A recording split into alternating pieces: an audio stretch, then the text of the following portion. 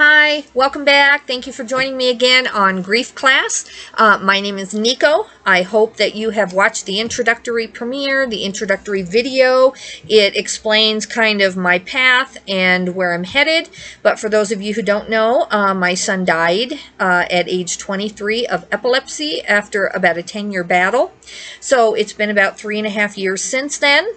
And so I've kind of been in this for going on 13 years where I've just had a lot of grief, a lot of things that I didn't understand going on in my life. And if you are in a really dark place, this is where I always have to start every video, and it's also down below, but the suicide hotline number is 1-800-273-8255. Do not try to come to my videos. I'm here as a grieving mother to try to help with whatever tips have helped me, but you need to be safe first, and my videos won't really be of any value unless you're in a safe place. And then also I've talked about how I believe in counseling. I'm a huge believer in it. I am not currently seeing a counselor, but I'm a huge believer in it. It helped me a lot. If you need counseling, there are very inexpensive and discounted ways to get that if your insurance doesn't pay for it.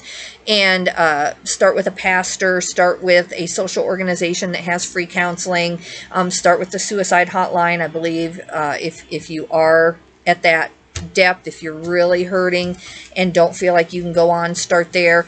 But otherwise, Google near you counselors with what do you call it? They'll give you a different rate based on your income. So start there and promise me that you'll start there and then come back to my videos, and I hope that they'll be of some help to you. So in today's class, I want to talk about the dual process of grief.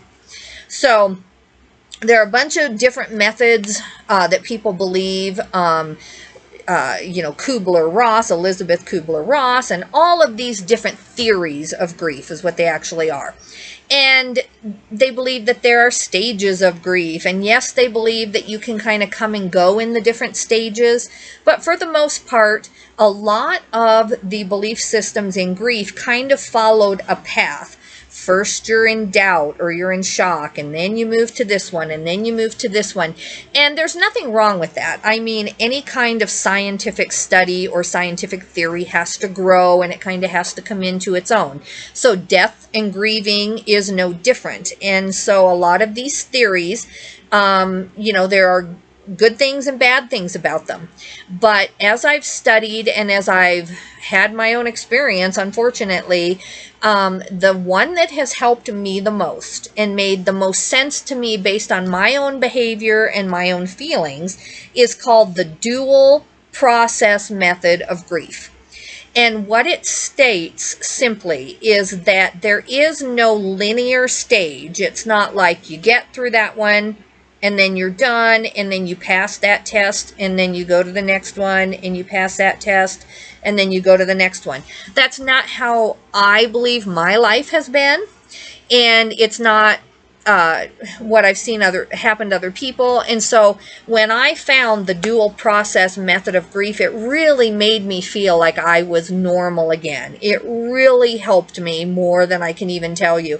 And so in a perfect world, when I'm a videographer, and and that's kind of what's hard. I mean, I'm just telling you the truth. My son was a filmmaker, the one who passed away, and this is the kind of thing he would just do for me. I would have sent him the video on my phone, and he would have done his thing. And there's loss in everything. That's why for me to even do these videos is a huge challenge, because I know I didn't need to know all this. Why do I need to know how to edit a video? It's not my thing. I don't care about it. I don't want to know, but I'm going to learn, and in his memory and for a lot of other reasons, I'm going to learn. I'm going to figure it out, or I'll pay someone to do it if I have to, if I really can't figure it out.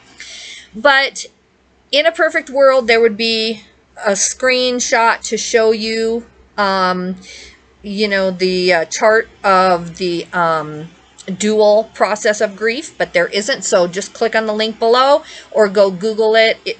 Dual process of grief. So what it says and what has helped me is that it's a balance every day that you grieve, which in my case, after losing a child, I feel like at some level it will be for the rest of my life. I have seen great progress in my life. I want to give you hope in these videos more than anything. If you're just starting out on this path of some kind of loss or grief, I want to give you hope that it does improve. It has improved for me. It's greatly improved 3.5 years out.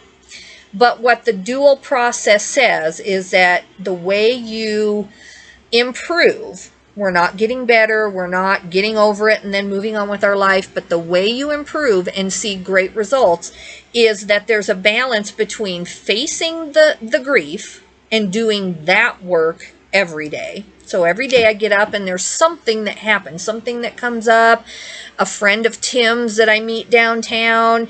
I'll be, I made the mistake of having my Amazon photo show up on my TV screen, and so it'll kind of go through these images, and a lot of times it's of my kids who are still living here on this earth, and it'll be fun trips we've had since then, and then I'll be minding my own business, doing my own thing, and then a picture of Tim will just come up on there. And those are the kinds of things you have to ask yourself, are they worth it or not? And they are to me. I want to remember my son, but there's that facing of the pain, that work of the pain, the facing the reality that my son doesn't live here on this earth right now. He's not here. And it's going into a restaurant that was Tim's favorite. I'm facing that pain. I'm doing the work. I'm grieving. I'm letting it out. I'm crying. I'm exhausting myself almost with crying. But that's where I love this process, because in the early stages, it's going to be hard to switch out of that at all. There's going to be guilt involved with switching out of it. There's going to be an inability almost to switch out of it because, you just lost this person, or this divorce has just happened, or whatever loss you are facing is brand new and fresh, and it's really hard to get out of it. And especially when you're talking about death or loss of a loved one, there's definite guilt over, oh, well, I'm just going to go do something fun now. I'm done with that. But that is what the dual process method of grief teaches. And the reason why is not because we're ever going to forget. It's because your body and your mind cannot grieve 24/7 for the rest of your life. That's the whole belief system of it. It is unhealthy.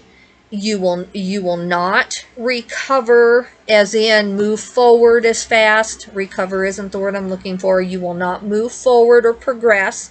You will certainly not honor your loved one in any way by hurting your health and just getting in such a deep place by just constantly grieving. It's like any other kind of a workout or any other kind of a mental strain, a stress at work, anything. You can only do that for so long, and then you absolutely must distract yourself. You have to. And so it's confronting the loss for periods of time, and then it's avoiding the loss for periods of time. So it's facing it and deeply facing it and doing the work, talking about your loved one, crying over your loved one, going to visit the cemetery, if that's a thing for you, talking about them to other people, visiting people who knew your child or your loved one, or who knew you when you were married to your spouse. You're facing it. You're digging in deep. You're not avoiding anything. But then, to let your mind and your heart rest, this has helped me so much.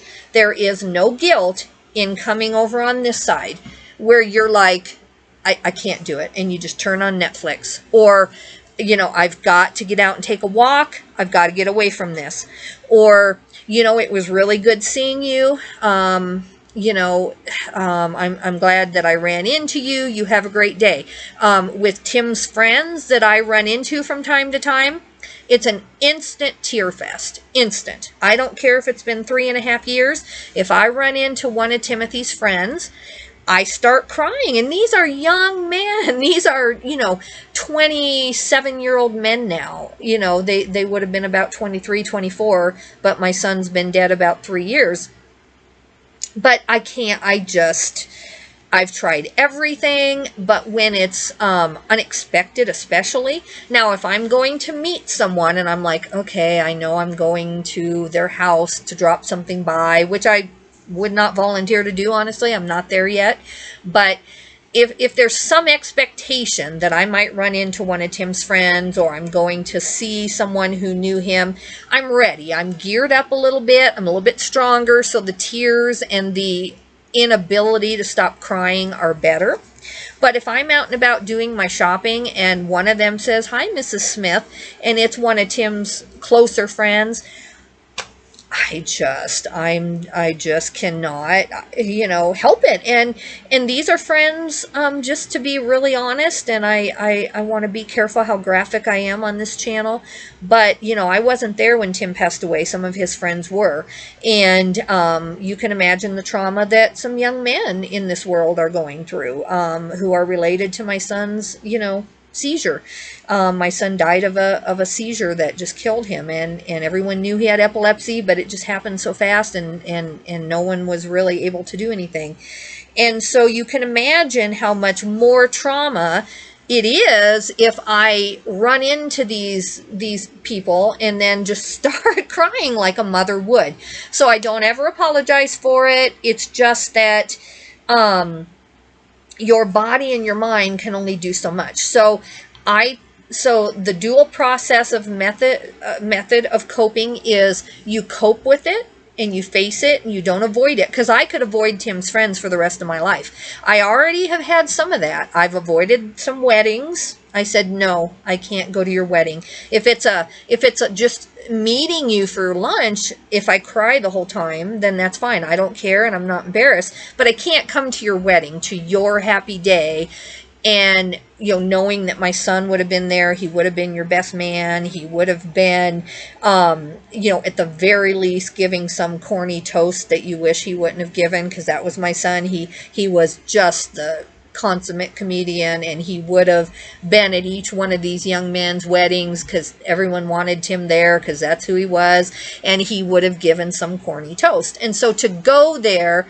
and see someone else giving that toast and it's not my son, I am not there yet where just being in that situation, the tears don't come. I'm doing well to talk about it right now, honestly. I have something I want to say bad enough that the tears are holding off. But in those situations, I have said no to several weddings. And I think that that is where the not coping comes in. And for a while, because my husband went to a couple of the weddings that I just couldn't do, and even my daughter, my young daughter, who's 23 years old now, had the internal strength, because these are her friends too, to go. And I didn't have, I just said, no, it's not healthy for them if I go. And so, you know what? I have no guilt and no embarrassment, and I am just as far along in my grief journey as someone else. Because, you know, I'm on here talking about my son and his death. I have moved you know, a long way. I have improved so much. I could not have done this channel the first, you know, year that he died. I would have been in constant tears. You would not have understood a word I said.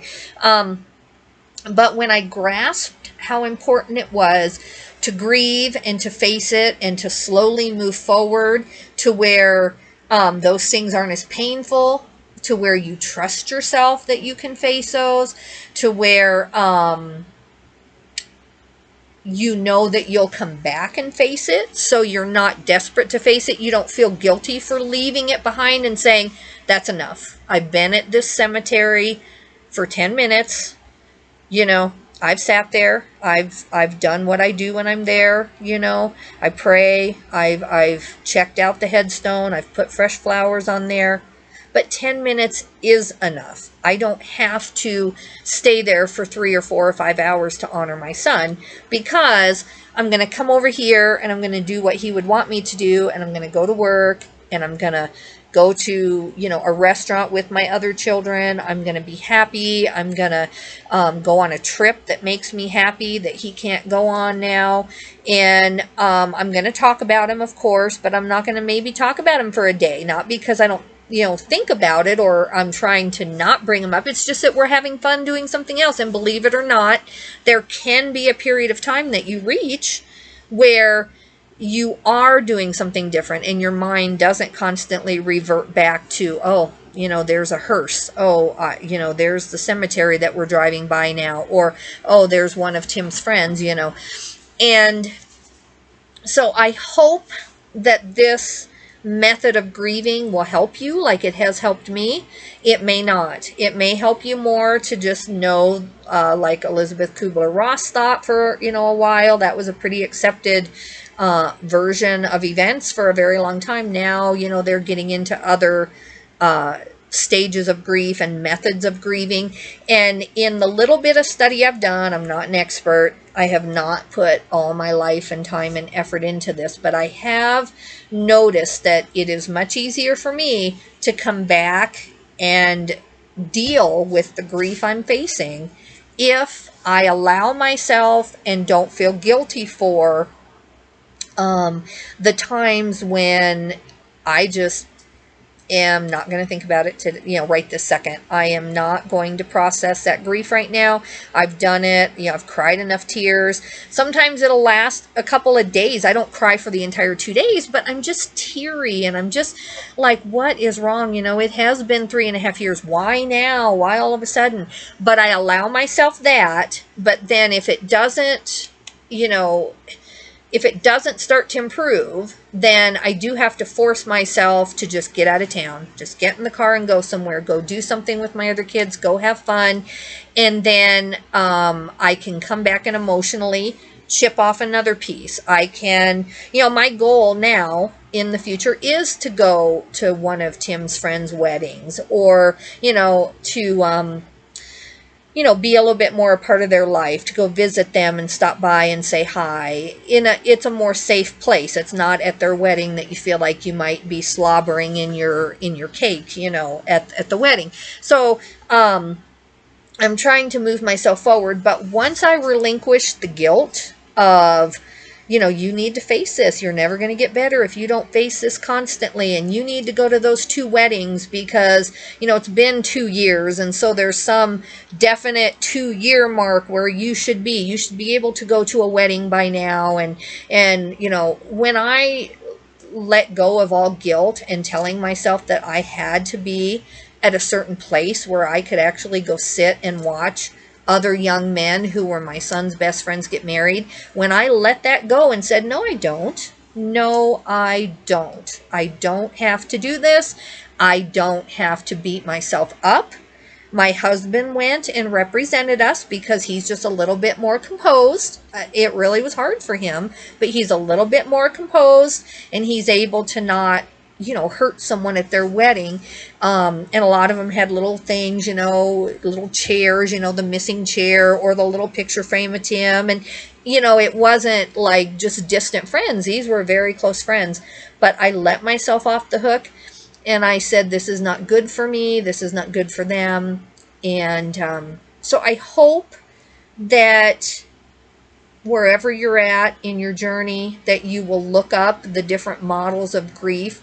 You don't need to make a scientific study and you don't need to spend a lot of time, but I hope that maybe this one will give you some relief from being so hard on yourself. This is really my point of this video, is that I think it's like anything else, you know, you were thrown into a marathon all in one day in most cases. Maybe you had some pre-warning with some illnesses or something. Maybe you knew the death was going to occur, but it doesn't matter. I knew my son had an illness too, but it was still a shock when it finally happened. And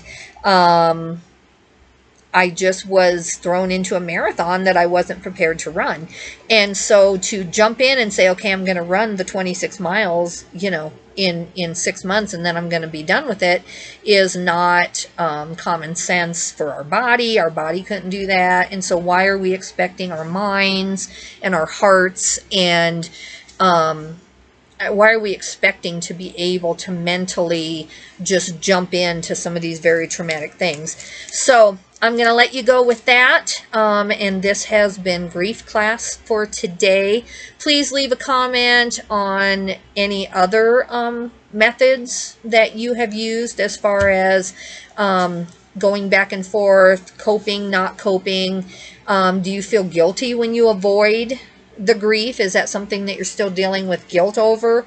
Or after reading this, please go, I'll put the link below to just a lot. It'll just be like the link to go on Google and kind of look up some of these theories.